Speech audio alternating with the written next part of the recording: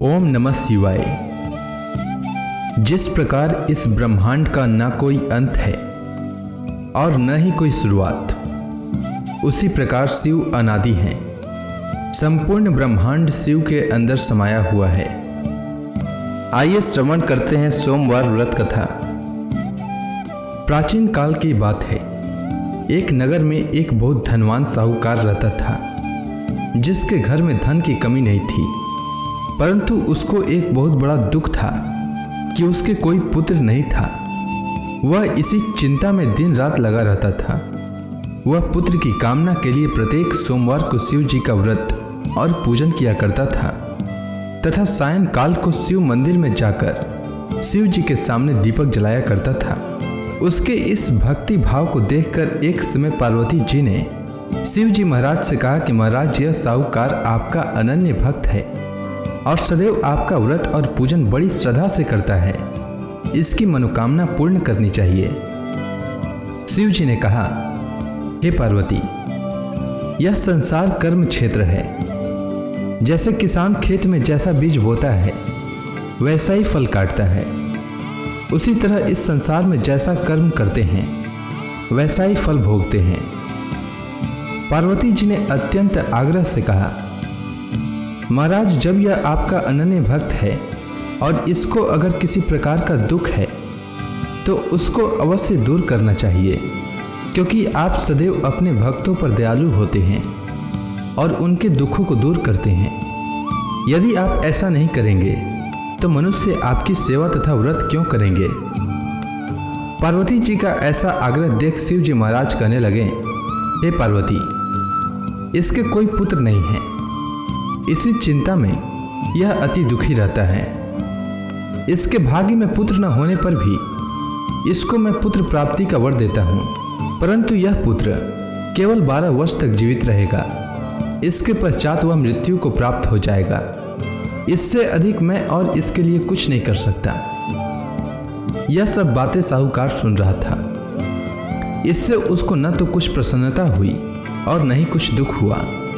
वह पहले जैसा ही शिव जी महाराज का व्रत और पूजन करता रहा। कुछ काल व्यतीत हो जाने पर साहूकार की स्त्री गर्भवती हुई और 10वें महीने में उसके गर्भ से अति सुंदर पुत्र की प्राप्ति हुई। साहूकार के घर में बहुत खुशी मनाई गई, परंतु साहूकार ने उसकी केवल 12 वर्ष की आयु जानकर अधिक प्रसन्नता प्रकट न की और न ही किसी को भेद ही बताया। जब वह बालक 11 वर्ष का हो गया तो उस बालक की माता ने उसके पिता से विवाह आदि के लिए कहा, तो वह साहूकार कहने लगा कि अभी मैं इसका विवाह नहीं करूंगा, अपने पुत्र को काशी जी पढ़ने के लिए भेजूंगा। फिर साहूकार ने अपने साले अर्थात बालक के मामा को बुला करके उसको बहुत सा धन देकर कहा, तुम मेरे बालक को काशी जी पढ़ने के लिए ले जाओ और रास्ते में जिस स्थान पर भी जाओ यज्ञ तथा ब्राह्मणों को भोजन कराते जाओ।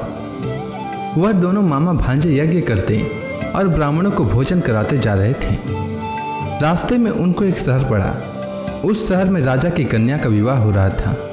दूसरे राजा का लड़का जो विवाह कराने के लिए बारात लेकर आया था, वह एक आंख से काना था।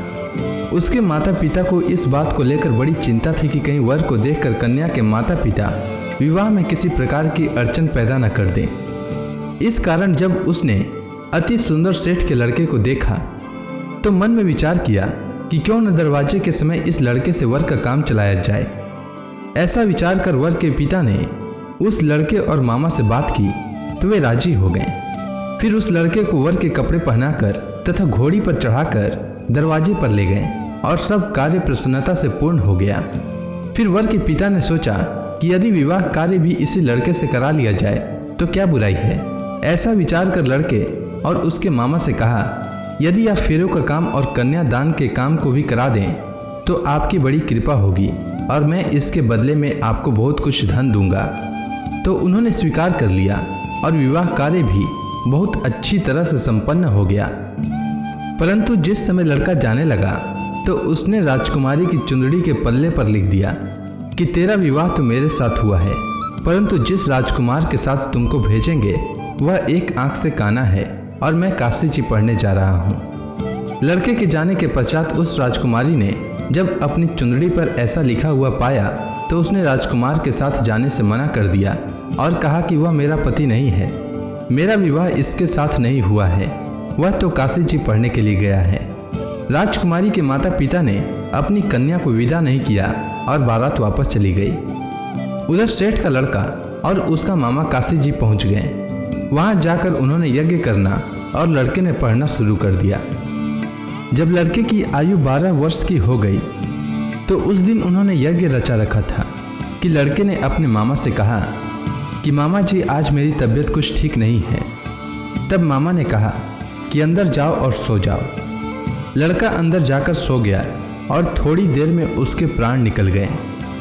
जब उसके मामा ने आकर देखा कि वह मुर्दा पड़ा है तो उसको बड़ा दुख हुआ और उसने सोचा कि अगर मैं अभी रोना पीटना मचा दूंगा तो यज्ञ का कार्य अधूरा रह जाएगा। अतः उसने जल्दी से यज्ञ का कार्य समाप्त कर ब्राह्मणों के जाने के बाद रोना पीटना आरंभ किया। संयोगवश उसी समय शिव पार्वती जी उधर से जा रहे थे। जब उन्होंने जोर जोर से रोने की आवाज़ सुनी तो पार्वती जी कहने लगी कि महाराज कोई दुखिया रो रहा है, उसके कष्ट को दूर कीजिए। जब शिव पार्वती ने पास जाकर देखा तो वहाँ एक लड़का मुर्दा पड़ा था। पार्वती जी कहने लगी कि महाराज यह तो उसी सेठ का लड़का है जो आपके वरदान से हुआ था। हे महाराज, इस बालक को और आयु दीजिए, नहीं तो इसके माता पिता तड़प तड़प कर मर जाएंगे। पार्वती जी के बार बार आग्रह करने पर शिव जी ने उसको जीवन वरदान दिया और शिव जी महाराज की कृपा से लड़का जीवित हो गया। शिव जी और पार्वती जी कैलाश पर्वत पर चले गए। तब वह लड़का और मामा उसी प्रकार यज्ञ करते तथा ब्राह्मणों को भोजन कराते हुए अपने घर की ओर चल पड़े। रास्ते में उसी शहर में आए जहां उसका विवाह हुआ था। वहां पर आकर उन्होंने यज्ञ आरंभ कर दिया तो उस लड़के के ससुर ने उसको पहचान लिया और अपने महल में ले जाकर उसकी बड़ी खातिर की। साथ ही बहुत से दास दासियों सहित आदरपूर्वक लड़की और जमाई को विदा किया। जब वह अपने शहर के निकट आए तो मामा ने कहा कि मैं पहले तुम्हारे घर जाकर खबर कर देता हूँ। जब उस लड़के का मामा घर पहुँचा तो लड़के के माता पिता घर की छत पर बैठे थे और यह प्रण कर रखा था कि यदि हमारा पुत्र सकुशल लौट आया तो हम राजी खुशी नीचे आ जाएंगे, नहीं तो छत से गिरकर अपने प्राण खो देंगे। इतने में उस लड़के के मामा ने आकर यह समाचार दिया कि आपका पुत्र आ गया है, तो उनको विश्वास नहीं हुआ। तब उसके मामा ने शपथ पूर्वक कहा कि आपका पुत्र अपनी स्त्री के साथ बहुत सारा धन लेकर आया है। तो सेठ ने आनंद के साथ उसका स्वागत किया और बड़ी प्रसन्नता के साथ रहने लगे। इसी प्रकार से जो कोई भी सोमवार के व्रत को धारण करता है अथवा इस कथा को पढ़ता या सुनता है उसकी समस्त मनोकामनाएं पूर्ण होती है।